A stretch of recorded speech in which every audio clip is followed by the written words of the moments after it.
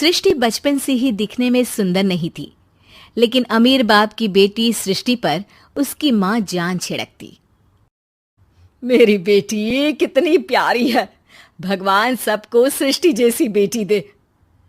सृष्टि धीरे धीरे बड़ी होती है। एक दिन सृष्टि की सहेली कहती है, तू दिखने में कितनी अजीब सी है, लेकिन मैं जानती हूँ हम सब में सबसे अच्छी शादी तो तेरी ही होगी। तेरे पापा अमीर जो हैं।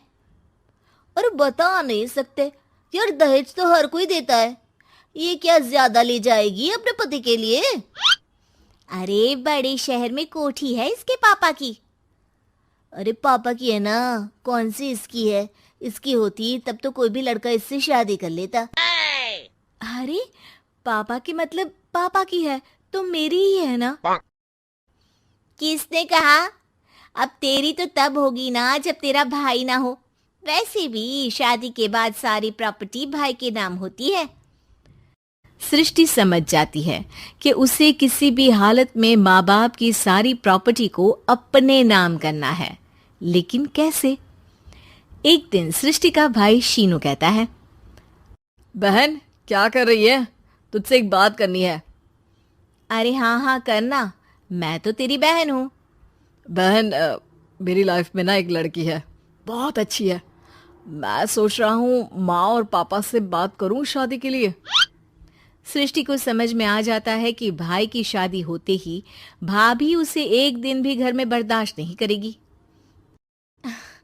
क्या बात है भाई, बताना कौन है वो? यार वो बहुत अच्छी लड़की है, पढ़ी लिखी है, मेरे साथ जॉब भी करती है। बस एक प्रॉब्लम है। प्रॉब्लम? क्या प्रॉब्लम है भाई? यार वो शादीशुदा है, लेकिन उसके पति ने उसे सिर्फ इसलिए छोड़ दिया क्योंकि उसके माँ बाप दहेज नहीं दे पाए। सृष्टि ये सुनकर न जाने क्यों खुश हो जाती है। अरे भाई तो क्या हुआ, लड़की तुझे तो पसंद है ना? शीनू को लगता है कि बहन उसे समझ रही है।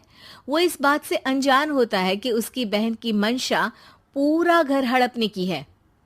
सृष्टि अपनी माँ से कहती है, मम्मी मुझे तो बहुत चिंता है। पता है शीनू क्या कर रहा है? अरे क्या कर रहा है? वो तो काम पर जाता है और वापस घर आता है। नहीं ना माँ, वो यही तो नहीं कर रहा, बाकी सब कर रहा है। आपको पता है उससे प्यार है, और वो भी एक शादीशुदा लड़की से। ये क्या हो गया? मैं सोसाइटी में क्या मुंह दिखाऊंगी? अरे तेरे पापा तो यही कहेंगे कि मैंने ही उसे बिगाड़ दिया है। माँ देखो, मेरी बात मानो, पापा पर भी विश्वास करने की जरूरत नहीं है। अब आप ही बताओ, पापा इतनी देर घर के बाहर रहते हैं क्यों? बोलो। अरे बेटा वो तो नौकरी करते हैं ना। तू बहुत भोली है माँ। पापा का ऑफिस तो 7 बजे खत्म हो जाता है, लेकिन देखो कितनी देर से आते हैं। अरे नहीं बेटा, ऐसी कोई बात नहीं है। सृष्टि माँ को एक औरत से बात करते पिता की फोटो दिखाती है। देखो माँ कैसे हैं पापा। मैं ना कहती थी कि पापा सही नहीं है। मैं तेरे पापा से बात करूंगी, दे फोटो मुझे। ओ माँ, वो तो डिलीट हो गई। लेकिन चल, तूने तो देख लिया ना। पापा से बाद में बात कर लेना, और हाँ मेरा नाम बिल्कुल मत लेना। हाँ माँ। अब क्या था, सृष्टि के माँ और पिता के बीच झगड़ा होना शुरू हो जाता है। सृष्टि के मन में क्या चल रहा था कोई नहीं जानता था। एक दिन, माँ सृष्टि के लिए एक लड़का देखा है, वो लोग शाम को उसे देखने आने वाले हैं। और हाँ माँ, एक खुशखबरी, मैं और पापा मिलकर एक नया बिजनेस ट्राई कर रहे हैं। शाम को लड़का आता है, सांवले रंग का। सृष्टि को तो बिल्कुल भी पसंद नहीं आता। लड़की की माँ कहती है, लड़की का चेहरा तो कोई खास नहीं, लेकिन अगर मेरे बेटे को आप लोग सेटल कर दें तो मैं उसकी शादी आपकी बेटी से करवा दूं। सृष्टि को लड़का बिल्कुल पसंद नहीं था। उसे भाई पर गुस्सा आ जाता है। लड़के वालों के जाने के बाद कहती है, माँ देखा शीनू मेरे लिए कैसा लड़का लेकर आया, न दिखाने लायक न सुनने लायक, सेटल भी नहीं, वो भी हम करे। अरे माँ, मैं जानती हूँ ये मेरी शादी किसी भी घर में क्यों करवाना चाहता है। अरे कैसी बात कर रही है बहन? तूने तो देखा ना, लड़के को मैंने ही मना कर दिया तुझसे शादी के लिए। जिसने लड़का बताया था उसने उसकी बहुत तारीफ की थी। बात आई गई हो जाती है, लेकिन सृष्टि का मन शांत नहीं होता। क्या करूँ, कुछ समझ में नहीं आ रहा। मेरी शादी हो गई तो ये लोग पूरी प्रॉपर्टी शीनू के नाम कर देंगे। मेरे हाथ तो कुछ लगेगा ही नहीं। तभी सृष्टि को आइडिया आता है। वो किसी वकील को फोन करती है। जी देखिए, अगर आपके मम्मी पापा का तलाक हो जाता है तो आपके पिता की आधी प्रॉपर्टी आपकी माँ के नाम हो जाएगी। फिर उसे वो किसी को भी दे सकती है। सृष्टि अब माँ को बेटे के खिलाफ भरती है। माँ, शीनू पर नजर रखा करो। वो जिस लड़की के प्यार में है ना, वो शादीशुदा है। यहाँ आएगी, सारा पैसा, रुपया, जमीन, जायदाद सब हड़प लेगी। पापा का भी हाल तुमसे छुपा नहीं है। ऐसा ना हो कि मैं और आप एक दिन सड़क पर भीख मांगे। हे भगवान, मैं तो जीते जी मर जाऊंगी अगर ऐसा हो गया तो। ऐसा हो गया नहीं माँ, ऐसा ही होगा। अभी समय है, आगे का सोच लो।